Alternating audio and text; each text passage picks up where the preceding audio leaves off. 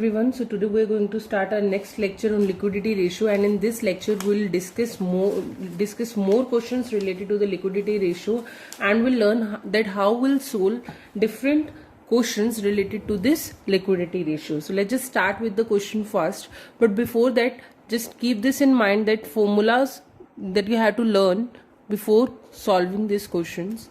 First one is the total debt. Total debt is equals to long term dates plus current liabilities. आपका जो total date होता है वो क्या होता है, आपकी लॉन्ग टर्म डेट्स, जो भी आपके लॉन्ग टर्म डेट्स होते हैं, प्लस आपकी करंट लाइबिलिटीज, जितनी भी आपकी करंट लाइबिलिटीज होती हैं वो सारे आपके क्या हैं, टोटल डेट्स हैं. उसके बाद करंट एसेट. करंट एसेट्स क्या होती हैं, हमारी working capital plus current liability. ये हमारा ये फॉर्मूला हमने पहले भी किया हुआ है हमारे +1 स्टैंडर्ड के अंदर, that current assets is equals to current liabilities plus working capital. So let's just start with the question first. Calculate the current ratio where the working capital is equals to 45,000, total debt is equals to 1 lakh and long term debt is equals to 70,000. Now you have to calculate the current assets and current liabilities first. So let's just start with the question here. First calculate the current assets. Current assets हम किस तरह से calculate करेंगे? Current assets is equals to working capital plus current liability. उसके लिए हमें क्या चाहिए, करंट लाइबिलिटीज चाहिए. तो करंट लाइबिलिटीज को फाइंड आउट करने के लिए हम क्या करेंगे, current liabilities is equals to total debt minus long term debts. अब हमारे टोटल डेट्स जो है वो कितनी है, 1 lakh, और लॉन्ग टर्म डेट्स जो है वो कितने हैं, 70,000. इट मीन्स हमारे जो करंट लाइबिलिटीज हैं वो कितनी हैं, 30,000.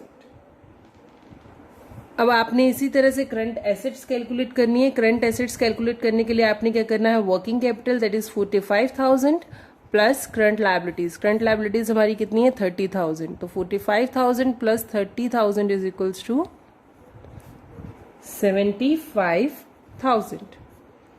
अब यहाँ से हमें करंट एसेट्स भी मिल गई है और करंट लाइबिलिटीज भी मिल गई है. Now you have to calculate the current ratio. Current ratio का जो फॉर्मूला है वो क्या होता है, current assets divided by current liabilities.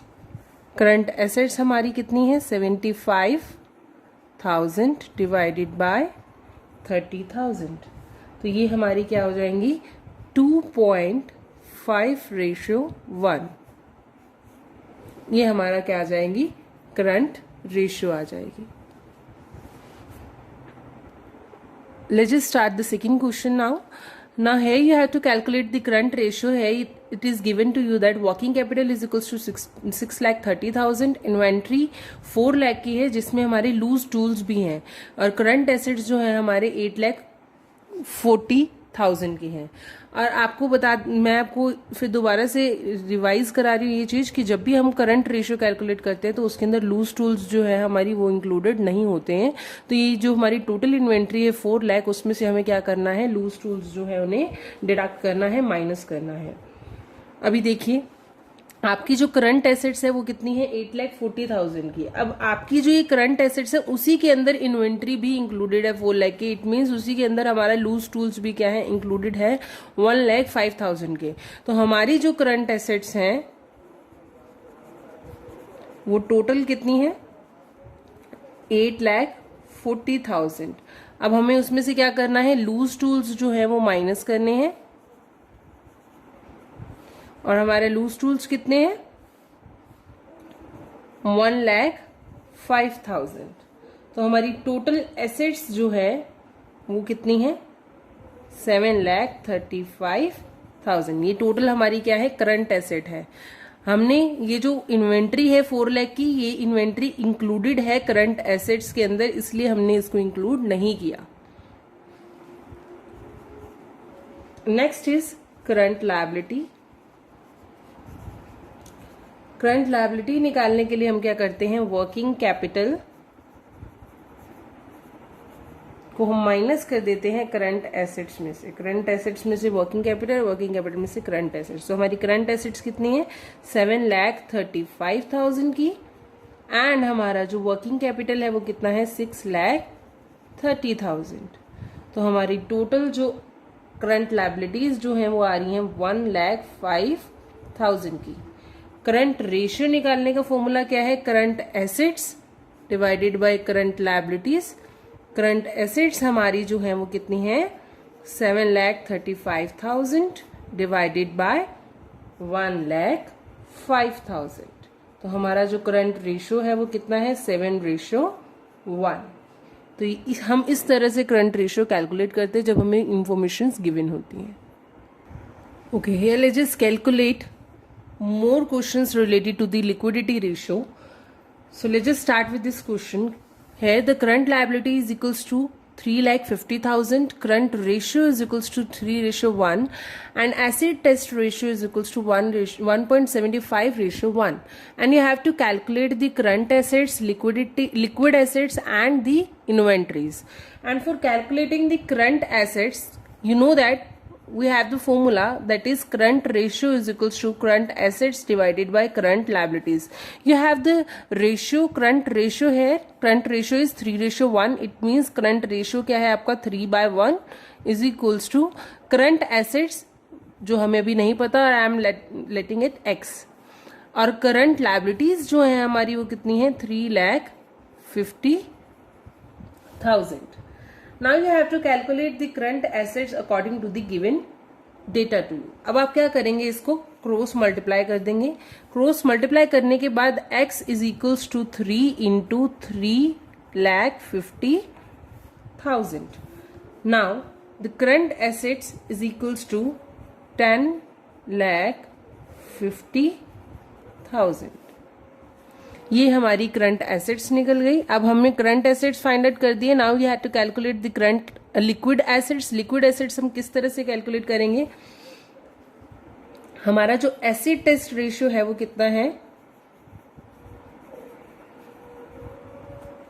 It is 1.75:1, and हमारी current liabilities as you know, हम इसको इसी तरह से कैलकुलेट करेंगे, 1.75 divided by 1 is equals to liquid assets which is not given to us, इसको हम एक्सलेट करेंगे, एंड आर करंट लायबिलिटीज जो कि हमारी कितनी है, 3,50,000 की है। Now here you have to again do the cross multiplication. Cross multiplication करेंगे तो हमारी जो लिक्विड एसेट्स हैं जिनको हमने एक्स लेट किया है उसकी वैल्यू क्या आ जाएगी, 3,50,000 into 1.75 is 6,125,000. And now you have to calculate the inventories. Inventories calculate करने के लिए हमें क्या करते हैं, हमारी जो करंट एसेट्स होती हैं उसमें से हम अपनी लिक्विडिटी एसेट्स को हम माइनस कर देते हैं। तो हमारी करंट एसेट्स कितनी है, 10,50,000 की, और जो हमारी लिक्विड एसेट्स कितनी है वो कितनी है, 6,12,500. सो हमारी इन्वेंट्री की वैल्यू कितनी आ जाएगी, 4,37,500. तो this is the A part. Now we have to calculate the B part also. B part के अंदर हमें क्या गिवन है, current assets is equals to 3,60,000, current ratio is equals to 2.5:1. Calculate the current assets, current liabilities, acid test ratio assuming the inventory is 26,000. अब हमें inventories की value दे रखी है, हमें करंट एसेट की वैल्यू दे रखी है, और हमें करंट रेशियो दे रखा है, and now we have to calculate the current liabilities here. तो वो हम किस तरह से कैलकुलेट करेंगे, as we know current ratio is equals to current assets divided by current liabilities. तो हमारी करंट रेशियो जो है वो कितनी है, 2.5:1, और हमारी जो करंट एसेट्स हमें दे रखी है वो कितनी दे रखी है, 3,60,000, और हमें करंट लायबिलिटीज जो है वो हमें पता नहीं है, जिससे हम एक्स लेट कर रहे हैं. तो इसको भी हम क्रॉस मल्टीप्लाई करेंगे, 3,600 3,60,000 is equals to 2.5 into x. अब यहां पर ये मल्टीप्लीकेशन में है तो वहां पर जाकर ये किस में हो जाएगा, डिवाइड में. तो here 3,60,000 divided by 2.5. Here the value of current liabilities is 1,44,000.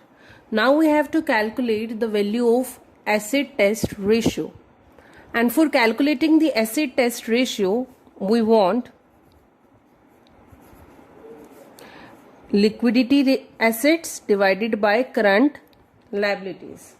अब लिक्विड एसिड्स हमें निकालने के लिए हम क्या करते हैं, लिक्विड एसिड्स निकालने के लिए we deduct inventories from current assets. तो हमारी करंट एसिड्स जो थी वो कितनी थी, 3,60,000. और जो हमें इन्वेंट्री दे रखी थी वो कितनी दे रखी थी, 26,000. सो हमारी जो टोटल लिक्विड एसिड्स हैं वो कितनी है, 3,34,000. एंड हमारी करंट लायबिलिटीज जो हमें है गिवन, अभी हमने वैल्यू फाइंड आउट की है वो कितनी है, 1,44,000. Now we have to calculate the liquid ratio, जिसे हम एसिड टेस्ट रेशियो भी बोलते हैं.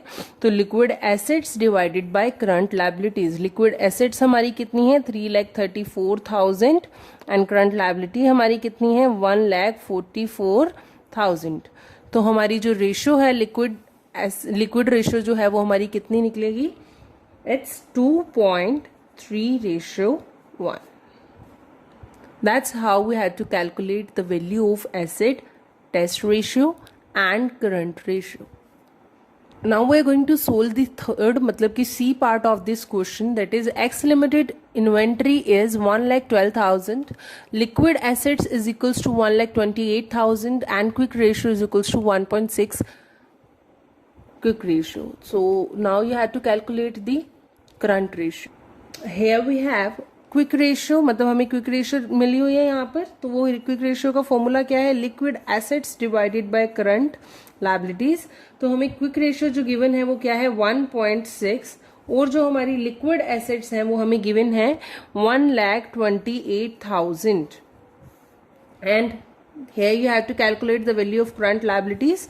So यहाँ पे हम क्या करेंगे, क्रॉस मल्टीप्लाई कर देंगे. तो हम 1,28,000 is equals to 1.6 into current liabilities. तो यहाँ पर 128,000 divided by 1.6 is equals to current liabilities. तो हमारी करंट लायबिलिटीज जो है उनका जो वैल्यू आएगा वो कितना आएगा, 80,000. And here this is current liabilities. Now you have to calculate the value of current assets. हमें लिक्विड एसेट्स गिवन है, वो लिक्विड एसेट्स जो है हमारी वो कितनी है, 1,28,000. अगर हम क्या करते हैं, इसमें हमारी इन्वेंट्रीज जो है उन्हें ऐड कर देंगे, दैट इज 1,12,000. तो हमारी क्या आ जाएंगी, करंट एसेट आ जाएंगी. करंट एसेट्स हमारी कितनी हो जाएंगी, total 2,40,000.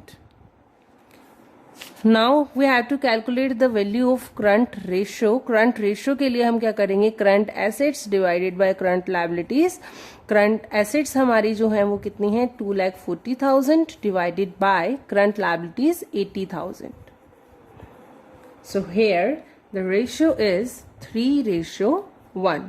This is how you have to calculate the quick ratios, current ratios and liquid test ratios. ये आपने इस तरह से कैलकुलेट करनी है. तो ये यहाँ पर हमारा जो लिक्विडिटी रेशियो जो है उसका पोर्शन खत्म हुआ. नेक्स्ट लेक्चर में हम सोलवेंसी रेशियोज जो हैं उनके बारे में पढ़ेंगे. Thank you so much.